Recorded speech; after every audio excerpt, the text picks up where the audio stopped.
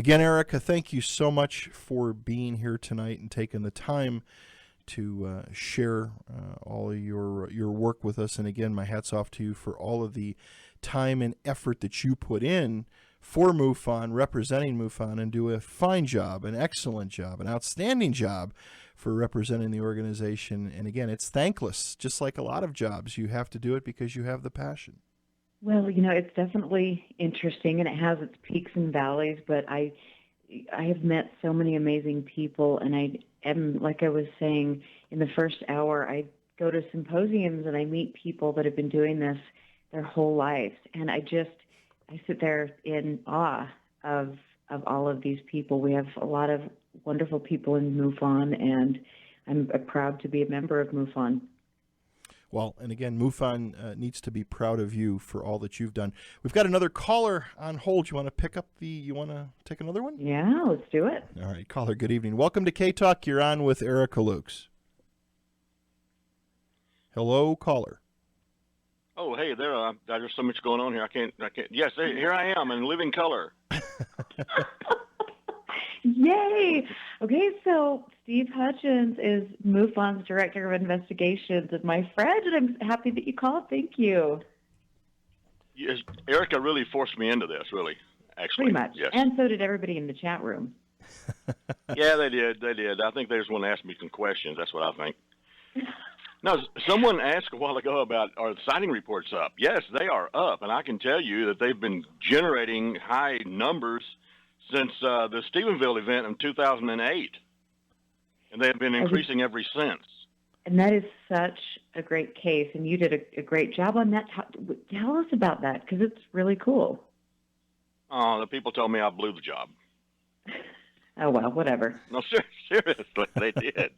They said, man, you guys ruined everything down there. But no, there was just only several hundred people that had UFO sightings down there, and so we went down and investigated it. And of course, we had orbs and just anything and everything else is down there, and things flying around, which was normal. But occasionally, the flying Walmart flew through. And I call it that because it was a mile wide and half a mile wide and a mile long, that kind of thing. So we call it the flying Walmart, or at least I do. Wow. And, of course, the interesting thing about the Dublin and Stephenville area is it's surrounded by military training zones. So that's why you have all these jets flying around, and that's why you see the yellow-orange balls, which are flares. And there are only 3,000 or 4,000 different kinds of flares. And so there you are. Well, do we need to have a flare Chinese lantern debate? Well, yeah, they're dangerous in the middle of summer. Yes, there's always a no-burn zone going on down there. So anybody with a Chinese lantern really needs to be, what do you call it, horsewhipped? Yes, horsewhipped. You don't want to burn the place down, but I don't know. There's a lot of strange things going on, and the stuff is still going on. This hasn't quietened down much. Really? So this is still like you're getting lots of UFO reports and everything there? Yes. Do you think there's anything? John, what area is this? Where? No, is this Stevensville? Is this Texas? Where's this at? Are you familiar with Texas at all? Yeah. Everything in Texas. The shape of the state? Yes. Well, Fort Worth, and I live in Fort Worth, and it's up in like the, north central area of Texas. And then you go south of that, you have Waco, and south of that, you have Austin, which is the capital. If you go out west, you run into an area there along about, I can't even think of the name of the city, Weatherford. So if you take Weatherford out to the east and you go directly down south, about a good 125 miles, you run into Stephenville and Dublin. So it's off in that general area.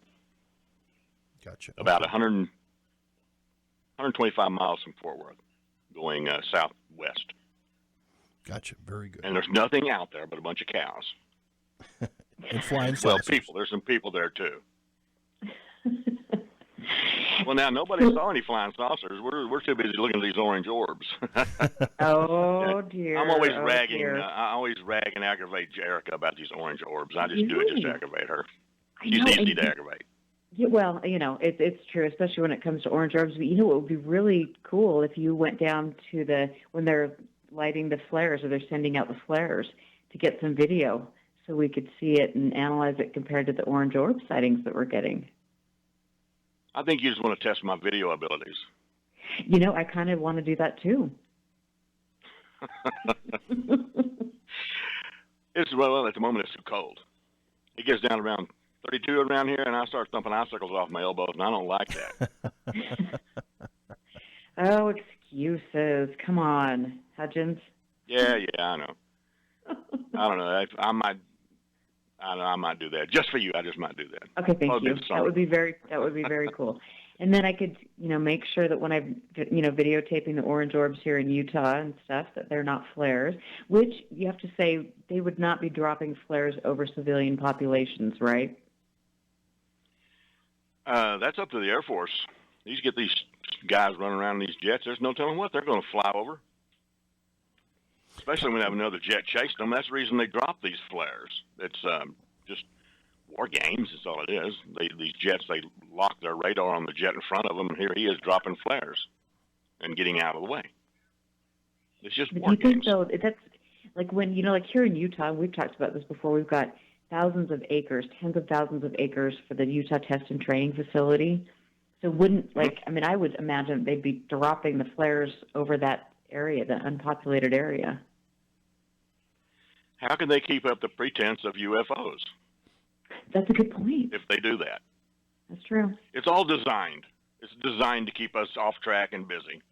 That way they can fly all of their little technology around, and if anybody sees it, that's just somebody spotted a UFO. And we know those aren't real. You see what I mean? Yeah. Like all the flares they dropped in Phoenix, Erica.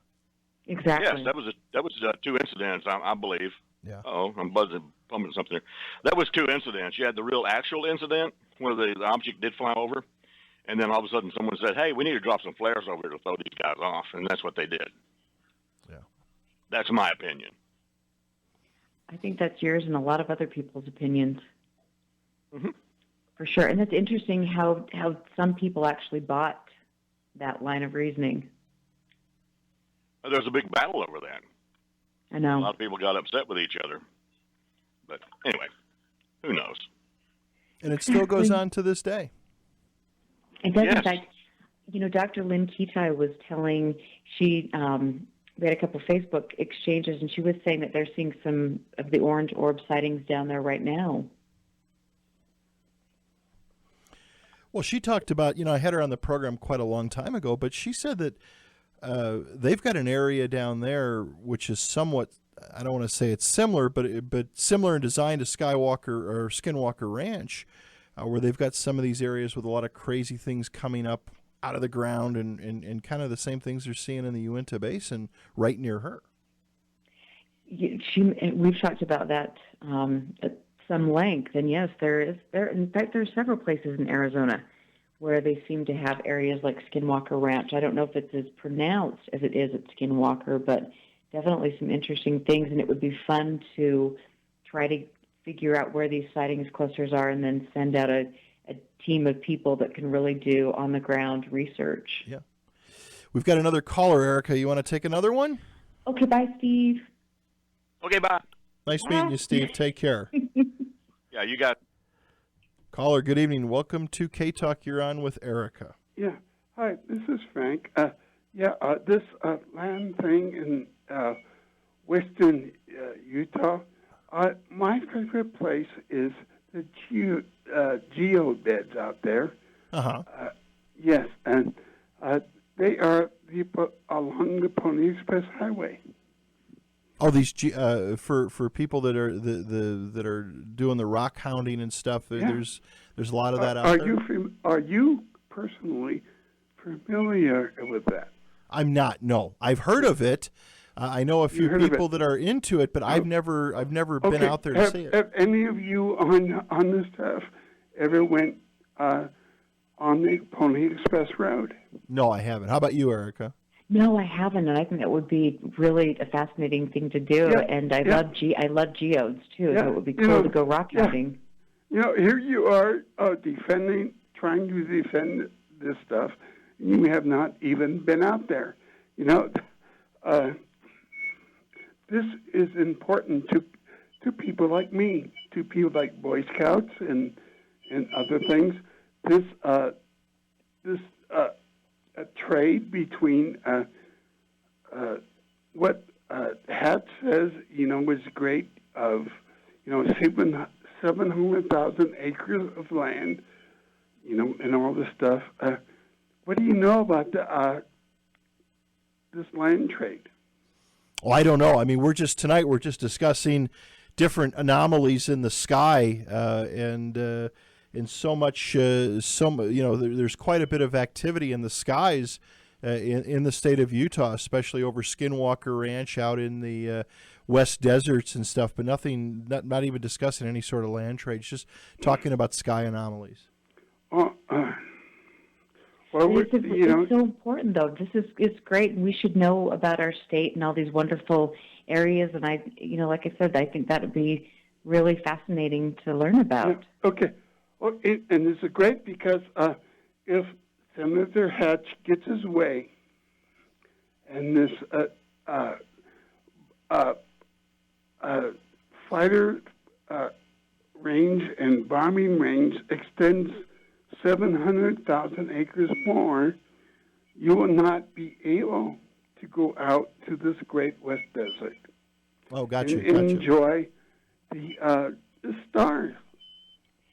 And that is something that we really need to pay attention to, and I firmly believe that we absolutely need to protect some of our land. They've got tens of thousands of acres, and I personally don't believe that they need any more, and I think people should pay attention to what's going on. I agree with you. Yeah, let people enjoy the land. Yeah, especially with the geofields. I've heard that they are absolutely beautiful, and we should have a right to be able to go there. Yes, but if you never went out to the geode beds, geodes are. Yes. And right now you can do it, and you can dig the geobeds. But if this land thing and all these people who want to privatize land, you will not be able to do it unless you pay a fine. Right. Yeah, it's crazy. We'll have to. Well, again, I've never gone out there. I've never done any rock hounding, but it's something I would like to try in the future. Well, you never. Sure. I would suggest you never gone rock hounding anywhere. And if these right-wing wackos and like these Ivory, who ranchers and timber people and these other things who want to take the land away from the people, you will not be able to dig for geodes, to dig for lands, unless you pay a fine. Right. Interesting. Well, Frank, thank you for calling and enlightening us and educating us. Yeah, right. Thank you. Have a good night. Well, yeah, there's a lot of land out there that there's kind of like we talk about with ufology and the government. There's a lot of cover-ups, a lot of things that people don't want other people to know about. Right, I think that's true, and I think that unfortunately, we see people that kind of turn a blind eye, and not only in ufology, but with political and social matters. And I think we need to pay attention to what's going on in our world, our skies, and be kind of an accountable member of society. Yeah, I totally agree. Well, again, it's a lot of great states, but I mean, this state, there's so much to explore and take a look at, and when it's taken over by government or granted to private industry. I mean, even like at Skinwalker, I've talked to several people. Matter of fact, there was a couple last year. I've mentioned it on the program before, but there was a couple last year that went down there just to look around the area, and now there's actually privatized military operations going on. There's people that again, they're public roads that go in near the ranch, which supposedly it's a free country. You're not, you're allowed to go wherever you want if the highway, as long as it's not private property. And I've heard many reports of privatized little militias, if you will, people that carry guns and wear black outfits and just like military people, and they're stopping people and questioning them what they're doing down there. Are you kidding? I've not heard that. Oh yeah. I've gotten several emails from people that have gone down. I had one lady actually send me some some picture, or she took some pictures with her phone.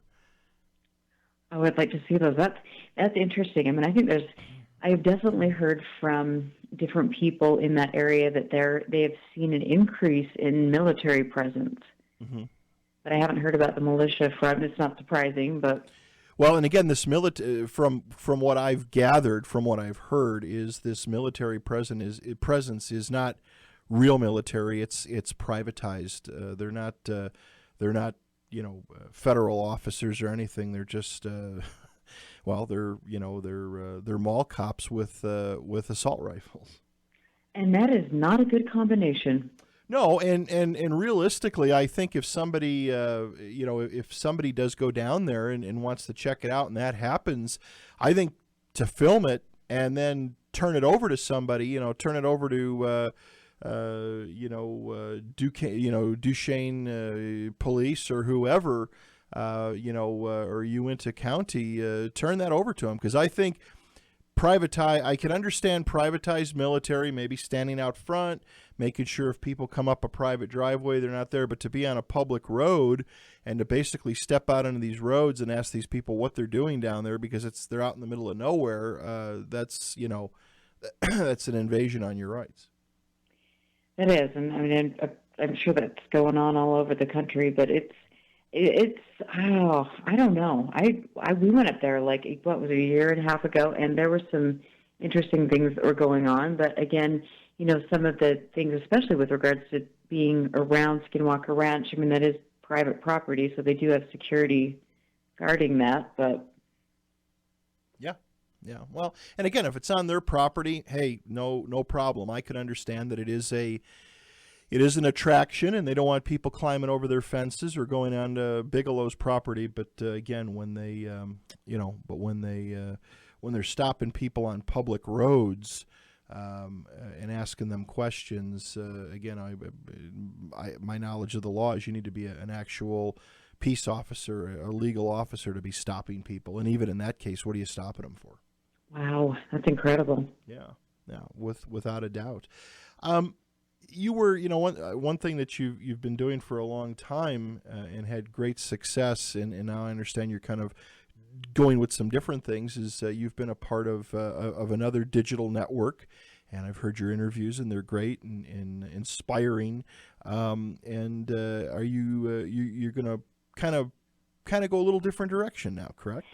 You know what? I am going a different direction, and I think it'll be great. For right now, my home base, just for a brief moment, will be Blog Talk Radio, and I've got a great show Friday night with John Kelly, who is, and he's really an incredible man, and I love talking with all of these different researchers, people in the field, witnesses, because to me, to help with getting information out to the public in this regard is a cool thing. You do the same thing, and it's really a valuable thing. I love doing it, so I will continue to do that. I really would like to kind of hone in on my orange orb research and then eventually write a book on the research that I do and different things to hopefully educate people. And I think there's some really positive, fun things that are happening for me, and I love it. I love connecting with people. Well, I wish you the best. I know you are so dedicated to your craft, and you've got your own business and a family and everything. It's a lot to do, and anybody who has done a radio program or been involved with it, it's a lot of work. Booking guests, changing guests, having guests fizzle out 5 minutes before the show. I was plagued with that in November. I was ready to give the whole thing up. I know people were getting tired of hearing replay shows. Sadly, I'm not one of these people that can ramble like Alex Jones for 4 hours. That's a talent in itself. But it's tough. It really is. And getting people to, it's a lot of work. It really is. I know there's a lot of people that think that doing a radio show is a 5-minute deal. You have to be committed to it week in and week out. And I know you are. And again, what you've done at your other network there is going to carry forward, and you have to have fun with it too.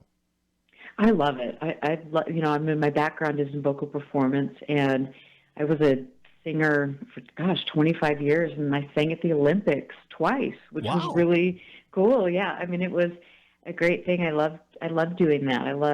That's a fun part of what I've done. And so to me, being on the mic and interacting with the public or doing stuff like that is a natural thing, and I think it's really fun. Yeah, it is. I know Carol Carl made a mention in the chat room about reading the news 5 days a week. It's not only reading the news that I think is well, it's not only time consuming, it does take a lot of time, but it's gathering the news. That's the biggest thing. Even with bringing different guests on the program, I mean, myself, I've done hundreds and hundreds of interviews, and I can count on one hand a few that were not the greatest. I know my interview with Stephen Bassett wasn't the greatest because I confused him as a UFO researcher, and he clearly straightened me out on that, and that's okay. But I mean, it's digging into people's work and what they're doing and what they're talking about, and getting a chance. I'll be honest, I get tons of books sent to me. I can't read them all, but I try to at least page through them and get a good feel, and it's a lot of work, but I feel that, like, for myself, it's something that I need to do. It's my calling. I'm not a ufologist. I'm not a paranormal researcher. I've said it a million times, but I'm kind of a researcher's researcher, and I like bringing people like yourself in the field into this and letting people make their own decisions. I try to stay very neutral, and I like to let listeners make their own decisions on what they believe and what they don't believe. And that's a very nice way to be, because I think now so many times you have a lot of talk show hosts that are very antagonistic, and it's like they can have a guest on the show and all they do is talk about themselves for 2 hours and their guest is just like, okay. Yeah. And that's what your job is you have to let your guests speak and then develop a relationship with them on the air and make them comfortable enough to really talk about some good things. Yeah, exactly. I did see an interesting article somebody just emailed to me in the New York Post that talks about the Powerball. I think they've already drawn the numbers, but it was an interesting thing where the New York Post drew this little reference and said your chances of seeing a UFO are better than your chances of winning the 900+ million. I like that. And there's a lot of truth to that. There is. And probably even have better chances than they would, leave it out to believe. But I think that's interesting. I might have to get that and put it in my office. Yeah, it's right on the front page of the New York Times online. One of our listeners in the Cleveland area, Sky, had a question about orbs, and I'm going to even go a little further as far as what's your thoughts on the telepathic abilities of an orb, and what is the not only the telepathic abilities, but what's your take on orbs that change color? Do you think the colors have meaning? I don't know what sort of meaning the colors would have. I think that it is interesting that typically around, we have heard reports that when there are cattle mutilations or things like that up at Skinwalker Ranch in that area, there seems to be a lot of kind of the blue orb activity.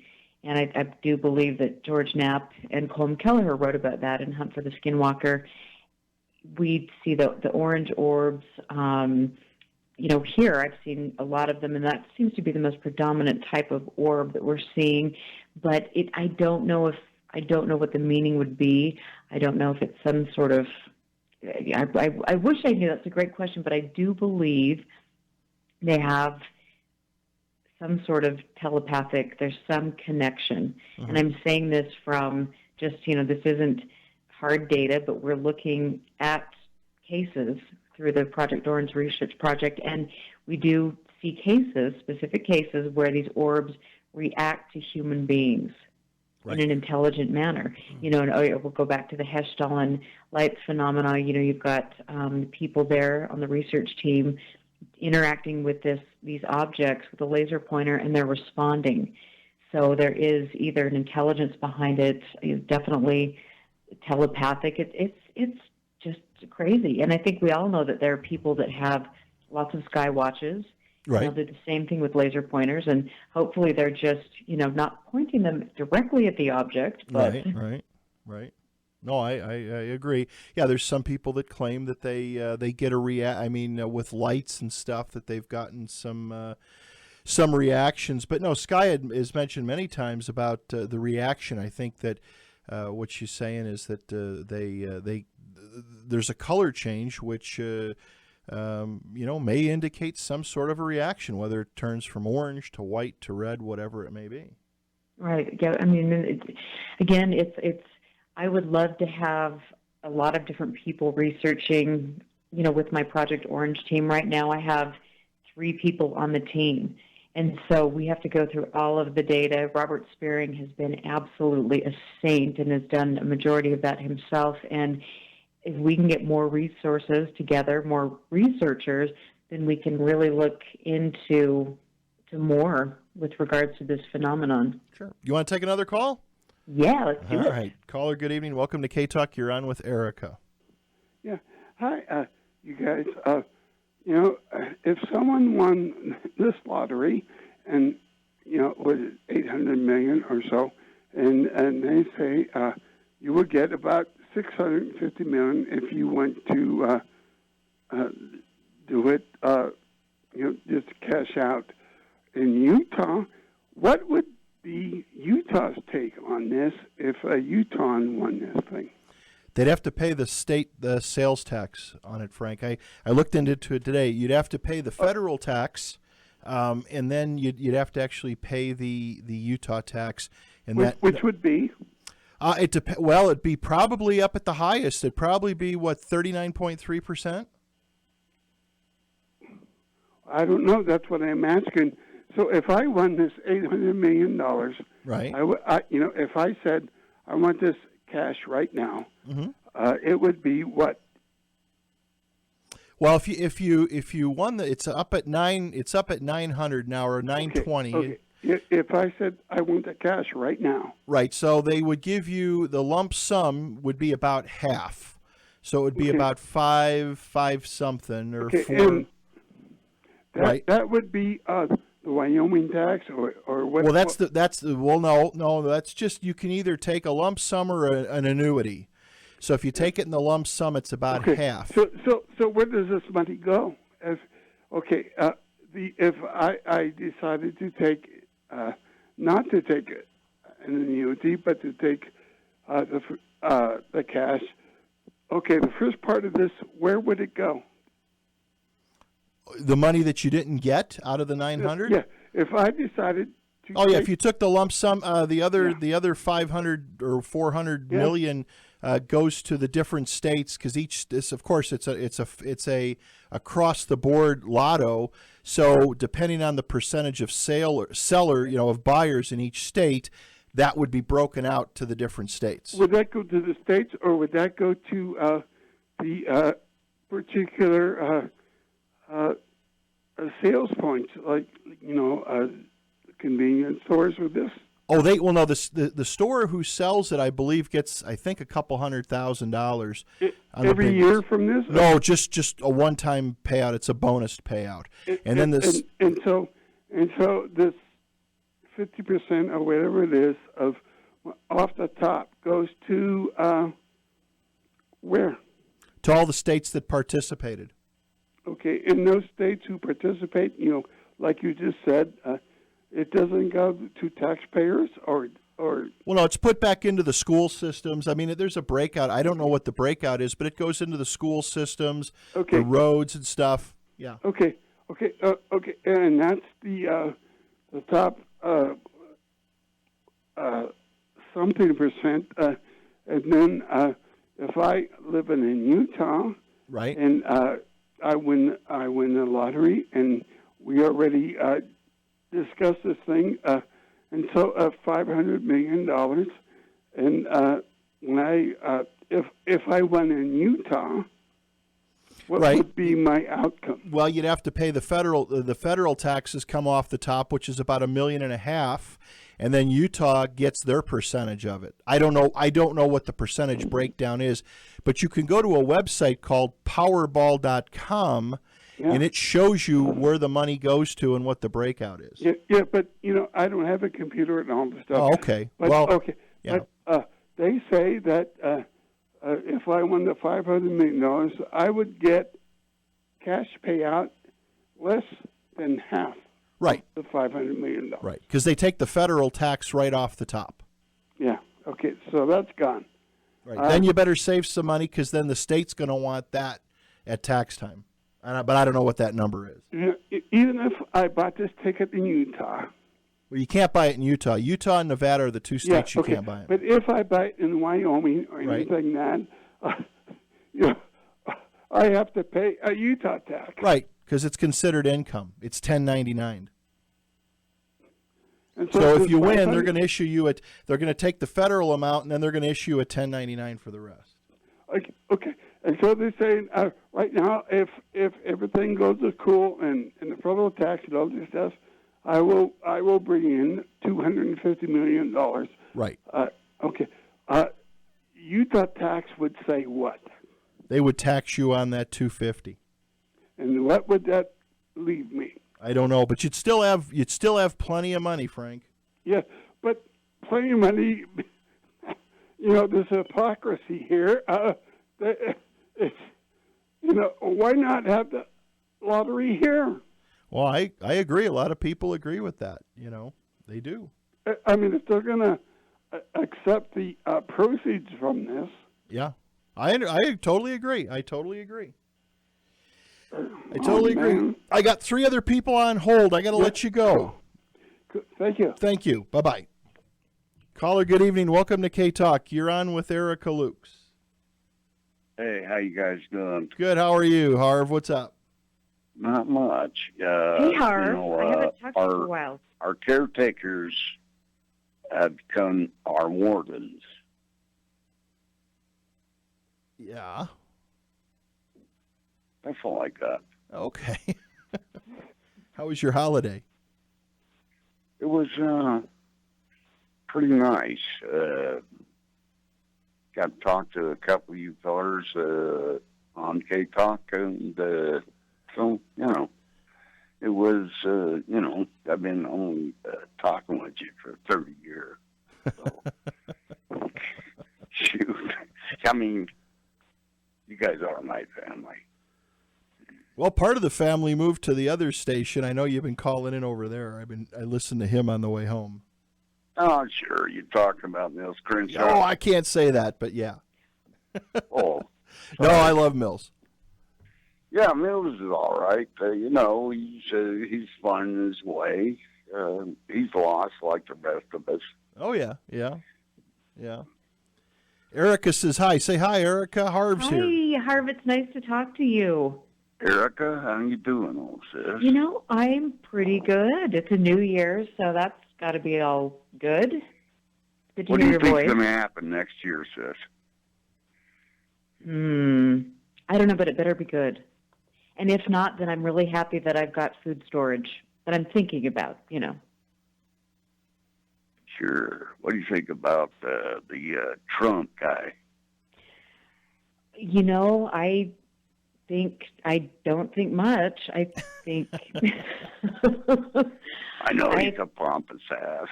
he just is not a nice person. I think that anybody that can disrespect people like that, to their face, I don't know. I think that the world is I think we've got some interesting people in politics right now, and it makes me want to have my own private little ranch underground, preferably. Sure, I get that part. That's why I did what I did. Anyway, sure am glad to hear you guys. Well, we're glad to be back. We took a few weeks off to be with families, but we're here. We got a lot of good shows lined up. Yeah, sir. It's good to hear you too, and I sure appreciate you. All right, Have a Harvey. happy New Year. Yeah, have a happy New Year and keep listening. Back at you. All right, take care, brother. See you later. All right. Bye-bye. Gotta love Harv. I love him when he calls. I know, he's awesome. He is. And I don't know. I hope I educated Frank on the lottery thing. I don't know for sure, and I just know that if I win the thing, like Steve Martin says, one show and goodbye. I'm done. Exactly. Well, you know what? I have learned a lot of things tonight, and that's good. Well, that is good. That is yeah, good. That is I like good. it. So these orbs, obviously John was talking about that's something that people are seeing in Texas. If you could, these orbs, I mean, are they as far as MUFON database collection goes or information goes, are there more orbs being reported than flying discs and moving lights? You know, I mean, typically, our majority of our reports are the orbs, you know, I mean, the lights in the sky type thing. And so, I mean, I would say they make up about 60%, 70% of our cases. And then you have the black triangles, things like that. So it's definitely interesting. Can some of these objects be explained? Sure. I think that kind of looking at the whole database and analyzing things, I believe that we can see that there are some pretty interesting cases, and they're typically in specific areas. So we're seeing sightings clusters, which I find interesting. So what are these objects attracted to? Mm-hmm. We have to look at that, and there's a lot to learn. Yeah. Well, and you know, the one thing that I've got the equipment, and of course, when I had my sighting here in November, I called you. I've got to get, and I know you've got equipment too. I know myself, I've got to get some cameras up because the stuff that these sky watchers are grabbing is unbelievable. I mean, it's hard to look up at the sky for a while. You know, you can do it for quite a while, but I mean, getting the camera to capture it. And one thing that you know, I live over you're on the east side of the valley, I'm on the west side, you're on the rich side, I'm on the poor side, but that's okay. I got the radio show and you don't. No, the one thing that I've been noticing looking from the west side over to the east side, especially up in the I'm going to say not Mill Creek, but farther north than Mill Creek. I have been seeing these, and I told you this before, I've been seeing these vertical bands of light. And they stay there for quite a while. I kind of thought, all right, could it be primary children's? Could it be the helicopter going in and out of the U? And they don't fly that high. Could it be the airport? But I'm seeing these bands, these vertical bands of light that in some cases they don't change color, but the light sequence different sequences, and then they disappear. And I told you about that when I saw my other thing, you know, when I saw this, I'm going to call it a mass sighting because I saw 7 objects converge and then dissipate. There's some weird things happening. You know, I think there are, and I think that if people are just, you know, educated in how to capture these things and, you know, pay attention, just look up. I mean, my goodness, if you spent an hour of your time looking up at the sky at night, it's absolutely beautiful. You can learn things. I mean, even if you don't see a UFO, it's a great educational thing for you to do with your family. But when you do capture something, it is truly fun to kind of go through this investigative process. Is it a satellite? Is it a plane? Why not? And then, you know, if you have something that is really fantastic, it's an amazing experience. So I think that all of us need to learn how to get good equipment. There's so many great apps that you can get on your iPhone You know, so you've got the plane flight radar, you know, all of these apps, so you can figure out, put it through the process. Was it this? Was it that?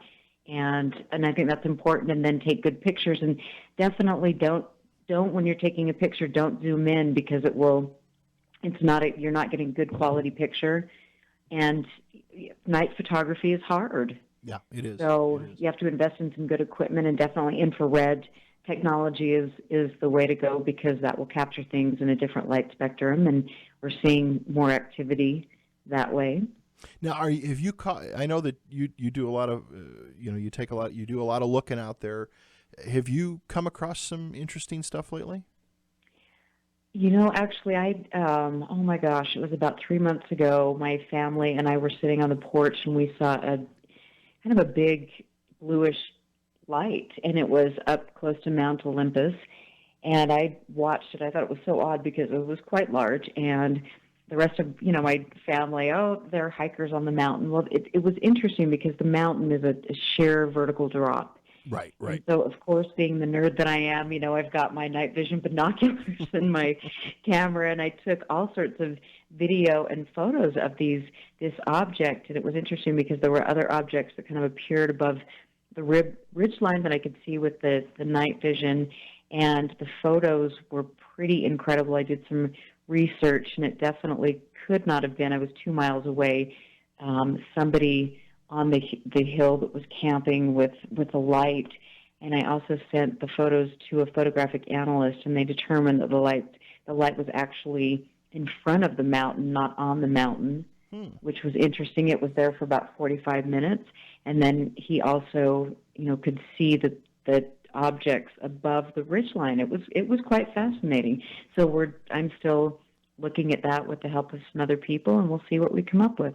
Well, you know, one thing I've been trying to save a little bit of cash for, you know, Ben Hansen, of course, he one of his sidelines is he's a firearms instructor, and then he's also affiliated with an optics company. They've got it's like a telescope that you actually, this is the coolest thing. You actually take, you set it up on a tripod, you look at an object. I shouldn't say it's a telescope. It's more of a spotting scope, but a long range spotting scope. You get it set up, and then your iPhone or your Android phone, your smartphone slides into this thing, and that's how you can take pictures. So your iPhone is able to go through the magnifier and get things closer. And I've been looking into one of those because I thought that would be a cool thing, especially when I see these bands of light, and I've seen them more than once in your area, is to be able to, you know, focus on the thing, get a good look at it, shove the phone in, and start snapping away. Well, definitely. That would be cool to let me know how that works out. I know that he has a, you know, great company that he is the representative for, and we'll see him at different conferences and things. And I mean, it's nice to see that they're coming down, or they're making things that are more accessible for price, in the price range that we can afford. Because, I mean, good infrared technology is incredibly cost prohibitive. Right. So it's good to get stuff. In fact, my friend has this really cool Bushnell monocular that we've been using, and that takes videotape. It's great. Was it expensive? So, you know, it was $300. Yeah. But it also, you know, you can take infrared during the day, which is very cool. Wow. Yeah, I know FLIR has they're coming out with some new stuff. Well, I know the Consumer Electronics Show is just wrapping up, and there's been some really, really unique stuff. But again, some of the modern stuff, you know, is expensive. But, you know, another option, which I would die laughing if I saw you in a pair of these, they have, you know, you can still get online. There's a lot of the Russian military stuff that's available. You know, the big green goggles. That would be hot. That would be a good look. I'm going to do it, and I'm going to post it on your Facebook page. There you go. But they sell. But there is night vision stuff out there. There's some of that Russian military stuff out there that's to be had pretty cheap. Matter of fact, somebody told me one of the Army Navy stores here in town on Redwood Road had some pretty affordable night binoculars, like as in $125. A little bit clunky, a little heavier. Maybe not a fashion statement, but still. I don't think any of this gear is a fashion statement. I can tell you that much. The nerd gear, you know, it's all right. It is what it is. And Carol Carl sent in a thing. It says, Pat, do these bands of light have a color? They are white. They are completely white, almost hot white. It would be the best color I could describe them. And I've seen these on more than one occasion over kind of where Erica's talking about, north of Mount Olympus, over on the east side of the valley on the back end of the Wasatch Front. And I've seen some pretty amazing things. Again, these big bands of light have one or two lights alternate, and then they just plain fade out. So it's either a tricky military helicopter doing something, but again, when you see something at that range, it doesn't look like a vertical band. It's going to be a dot in the sky. So it's got some substance to it because of its height. Well, you know what? You'll have to definitely let me know the next time you see that so I can get out there and take some photos. But we have seen an increase in something taking place. I mean, there are at least 3 to 5 military helicopters circling the valley at any given time now. And I don't know why, but something's going on. And as we talked earlier, too, and our listeners can do the same thing, there is a website out there called flightradar24.com. It's a UK site, but it covers the entire world, and you can actually go out and take a look at it. It's free. They have a premium membership, but it is free. It's kind of interesting if you're into airplanes and flying and stuff like that, and it actually tracks flight paths of commercial and private, anything that has a transponder running. And it's amazing. Nights, I've actually watched the thing where there is aircraft just circling the valley nonstop for hours, and it will draw the plot. It's interesting. The plane, when you try to get its information, will come up with blocked information, but you could see the flight path that it's been watching all along. So there are tools online for free that people can take a look at and maybe assist them. Right, lots of great apps. I mean, there are definitely some things, and I will be posting on UFO Audit on my Facebook page. I'll post some apps that people can utilize to kind of do their own investigating, and definitely reach out to Utah MUFON and file a report with MUFON so we can collect more data and try to make sense of this really fascinating subject. And sure. It's a reality. Exactly. We've got to wrap up one more time. Where can people find you as far as your radio program? Where's the best place for them to look to go find you for right now? Because it is a new startup thing for you. It is, and I will be relocated pretty soon, but I'm on Blog Talk Radio for right now. My show will be Friday night at 7 p.m. Eastern Standard Time with John Kelly, UFO Audit for now, and I will be kind of redoing some things when I move to a new network, but you could always find me on Facebook at UFO Audit or Erica Lukes, and I have the UFOaudit.com website, so find me. I am there, and I'll be doing some really fun things. I'm excited. Sounds good. Erica, thank you so much for being here tonight and taking time out of your day and your evening, and we'll have you back and look forward to working on projects with you this year. I'm excited. Thank you very much. Take care. God bless and be safe. Bless you. Thanks. Bye-bye.